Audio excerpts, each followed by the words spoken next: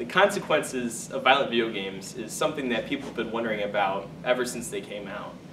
Whether that they have no correlation at all or that they do affect us. It could be the difference from just playing with your friends or from later picking up a gun and doing stuff yourself. This presentation is just going to give you a little bit of an education on what we're talking about. Here are a few stats about the demographic that we're talking about. Just some random facts, well, not really random. They did a study on this that they surveyed people who played video games. So all these people played video games, but then they asked them about general things like their education level and their income. This was both for men and women. So here's one. So people with higher education play less violent video games. This also correlates to the amount they make. So people tend to spend more time on their career and their education, don't have time to play video games. That kind of just makes sense. Men play more video games than women. That's not really a surprise. Men play more violent video games than non-violent, and so do women.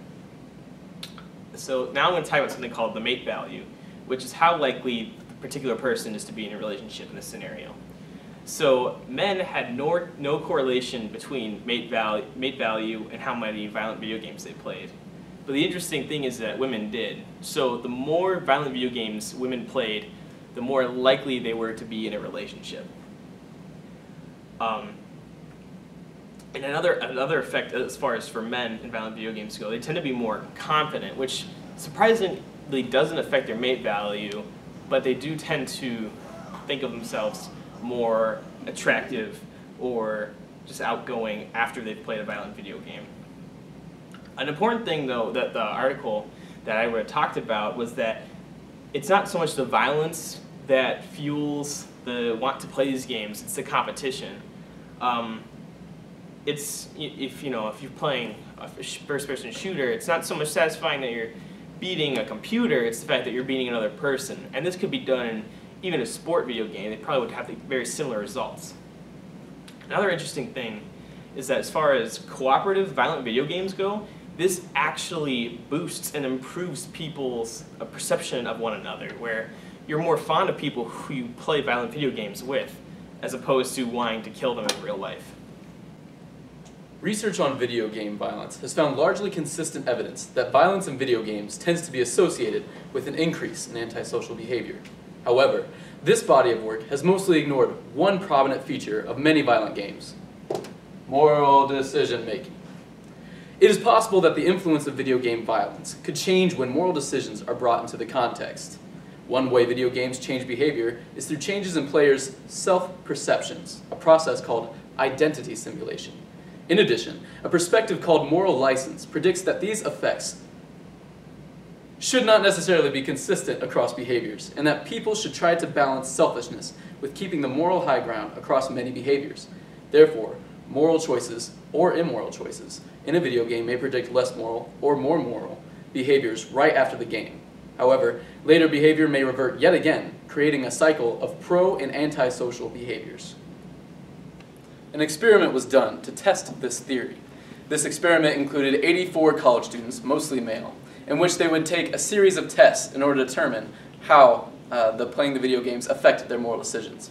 The first test included playing a video game called Mass Effect 2, where they were given the illusion of two different options.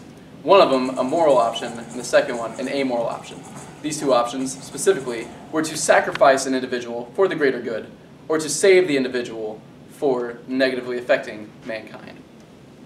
After playing this game with a set specific option that they would have to choose, they were given a second test, basically another game where they were playing against a computer, which they believed to be another individual, in which they were competing against them in something. In this game, they basically had to click a square faster than the other individual, and if they were capable of doing it before them, they were given a reward. If they failed to do it, they were hit with a blast of noise. They were given the option of selecting the reward and the noise level for their opponent. After playing this game, they were given a third test. This test was something that they were unaware of. They were told that they would receive a $25 gift card, and they could choose how much of that gift card they wanted to donate to an organization. Basically, through this test, they figured out that depending on what action they had to do in the first game, either moral or amoral, it showed that in the very next game, it affected that they did the opposite. So if they did a moral behavior in the first game, the second game, they tended to behave amorally because they were almost compensating for their actions before, because they had identified with the character they were playing as. But this also showed with the third test that after the second test, they had already converted or reverted back to their original behavior and would behave morally. So in essence, this test proved that the cycle of moral license and behavior is a fast-moving one, where in-game behavior predicted the opposite behavior in the first subsequent real-world task. But by the next task, people had reverted to their original behavior. The effects of violent video games that contain simulation of moral behaviors is therefore not cut and dried, but instead a complex process with outcomes depending on gameplay, experiences, and perceptions. The article I read was on comparing the effects of video games and other risk factors to real-life acts of violence.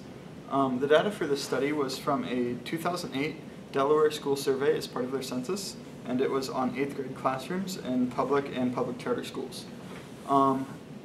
The things that the study compared them to were hitting someone within the past year, carrying a weapon to school, or carrying a gun on your person, which is obviously a bad thing if you're only in the 8th grade.